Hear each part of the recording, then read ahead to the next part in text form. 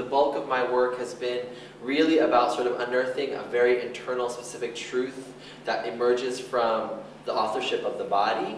It was really interesting for me to turn to movies and take choreography and text and action and images from a very, not only just an external source, but also a source that was really far away from us in time.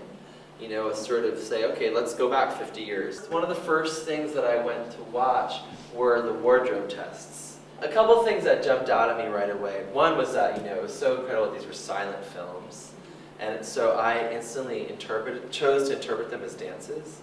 I chose to just completely see them as physical, gestural dances. That just was so strong for me, to sort of place a choreographic lens onto it.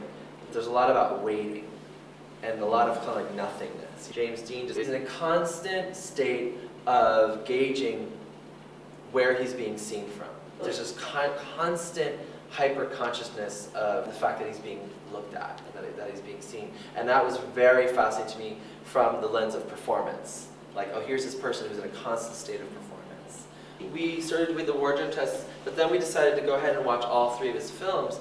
And it just became really clear that all three of his films had to do with these iconic representations of America in some sort of state of crisis about itself. In the show, basically what we do is we take all these scenes, you know, from the three movies, and we just pull them out and completely devoid them of the context.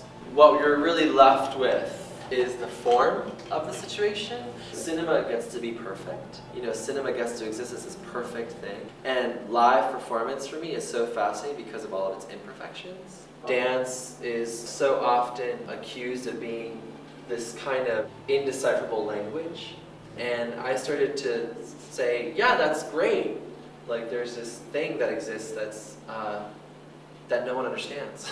And how great that there's something in the world that none of us really actually understand.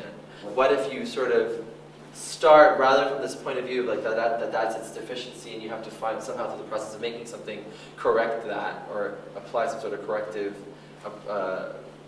operation onto that. What if you sort of said, yeah, there's this thing and it doesn't make sense to anyone, and you're just going to kind of embrace that about it and kind of enjoy the absurdity of that about it. The show itself creates a sort of frustrating state of confusion, I think. It's intended to. It sort of suggests something that can be grasped, and yet constantly resists that grasping.